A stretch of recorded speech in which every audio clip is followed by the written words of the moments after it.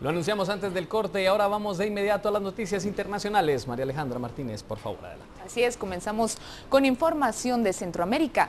El presidente saliente panameño Ricardo Martinelli felicitó hoy al nuevo presidente Juan Carlos Varela por su contundente triunfo y anunció que lo llamará para decírselo y para empezar la transición de poder. Sin mencionarlo por su nombre, Martinelli se refirió en su cuenta de Twitter a su vicepresidente opositor Varela, quien es el virtual presidente electo de Panamá tras obtener el 39,12% de los votos, según resultados preliminares del Tribunal Electoral. El gobernante comentó que ayer ganó Panamá en los comicios y en otro mensaje felicitó también al candidato presidencial oficialista José Domingo Arias y a su esposa y candidata a la vicepresidencia Marta Linares por haber hecho una buena contienda. Arias recibió el 31,68% de los votos, según los datos del Tribunal Electoral correspondientes al escrutinio del 91,24%.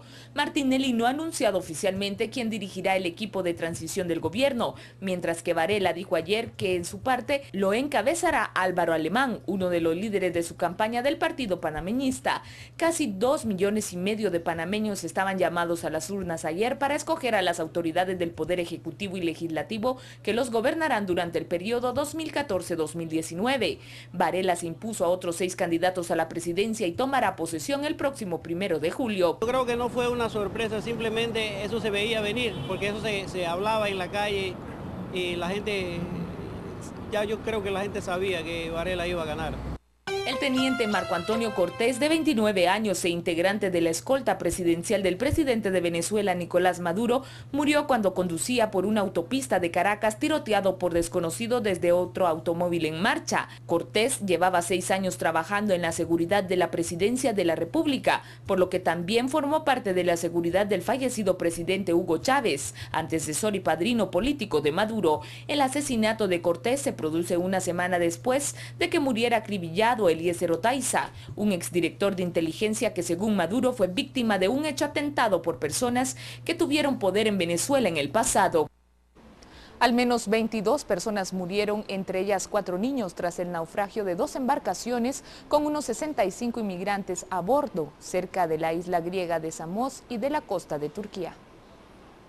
La mayoría de los cadáveres se encontraron en el interior de una de las 2 embarcaciones que volcaron, un yate de 10 metros de eslora. Según las autoridades griegas, 36 personas han sido rescatadas, entre ellas un niño que fue ingresado por hipotermia, por lo que las cifras dadas por los supervivientes, al menos 7 continúan desaparecidos. Se desconocen las causas del naufragio ocurrido a unas 4,5 millas al noreste de Samos, en el mar griego. En las labores de búsqueda participan buques y 2 helicópteros. Las costas griegas son un lugar de entrada clandestina a la Unión Europea para las personas que huyen de la guerra o la miseria en África u Oriente Medio. Según un informe reciente de Amnistía Internacional, 188 personas se han ahogado en estas aguas entre agosto del 2012 y marzo del 2014. El grupo islamista Boko Haram se adjudicó la responsabilidad del secuestro de 200 niñas durante el mes pasado.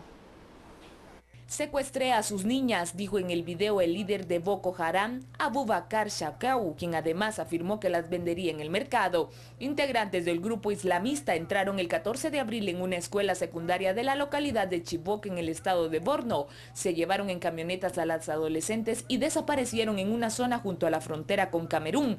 El ataque sucedido en esta escuela conmocionó como una nueva atrocidad en medio de la insurgencia islamista en el norte del país, que se ha vuelto cada vez más sangrienta. El secuestro se produjo el mismo día en que una bomba también adjudicada al grupo causó la muerte de 75 personas.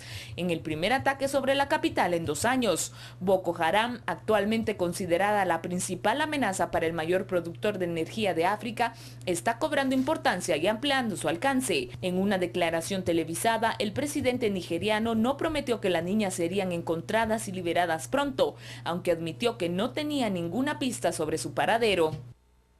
Un terremoto de 6 en la escala de Richter sacudió Tokio y amplias zonas de Japón y causó 17 heridos, informaron las autoridades. El movimiento no provocó daños graves, aunque el metro de la ciudad tuvo interrupciones con trenes con retraso y cancelaciones. También hubo una alerta de tsunami que fue cancelada. Pese a ello, el sismo causó pánico porque en el centro de la capital el nivel de percepción fue de 5 en una escala japonesa de 7, con lo cual fue uno de los con mayor intensidad que se sintió desde el enorme terremoto de marzo del 2011 que asoló el norte del país.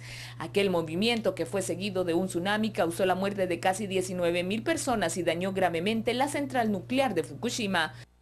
Un incendio se salió de control, destruyó al menos 20 casas y mató a por lo menos una persona en el condado de Logan, Oklahoma. Esto se originó por las altas temperaturas y por las condiciones de viento en el estado. El jefe de bomberos afirmó que la víctima es un hombre de 56 años al que no pudieron evacuar cuando lo solicitó. Las llamas están quemando una zona rural y se extiende por más de 6 kilómetros de largo y medio de ancho. Al menos 1.000 personas salieron de sus casas en la mañana de este lunes, ya que el fuego sigue amenazando al menos 150 casas más. Un comité de Naciones Unidas sobre tortura interrogó al Vaticano por la crisis de abuso sexual infantil en la Iglesia Católica, instando a la creación de un sistema permanente de investigación para terminar un clima de impunidad que ha reinado durante décadas. En una audiencia de 2 horas en Ginebra, el Comité contra la Tortura le hizo preguntas a la delegación del Vaticano sobre decisiones basadas de política. La distinción jurídica entre la Santa Sede y la Ciudad del Vaticano informaron sobre casos específicos. El Vaticano, que emitirá su respuesta formal mañana, dijo que la Iglesia ha hecho su propia limpieza durante 10 años. Estaba determinada a proteger a los niños y que las medidas implementadas han llevado a una disminución en los casos de abusos sexuales de niños por parte de sacerdotes. La posición de la Santa Sede es que su adhesión a la Convención de Naciones Unidas contra la Tortura se aplica solo al territorio de Ciudad del Vaticano. En febrero, un comité de la ONU sobre los derechos del niño acusó al Vaticano de ignorar sistemáticamente las décadas de abuso e intentar cubrir los crímenes sexuales. El Vaticano calificó al reporte de injusto y tendencioso. En nuestras siguientes emisiones, más información de lo que sucede y de las reacciones de Panamá ante la victoria de Juan Carlos Varela. Así es, Ricardo Martinelli, como ya lo vimos en las noticias, lo felicitó vía Twitter y usted conocerá esta información a las 6 y a las 9 de la noche y también las noticias departamentales. María Alejandra, vamos con Carlos Roque luego de la pausa comercial. Carlos, tenemos un avance informativo de lo que veremos en unos minutos. Así es, William, así es, Alejandra. Buenas tardes a nuestros televidentes. Hay disturbios en San Mateo, Ixtatán. Le diremos qué es lo que está pasando en ese departamento de Huehuetenango.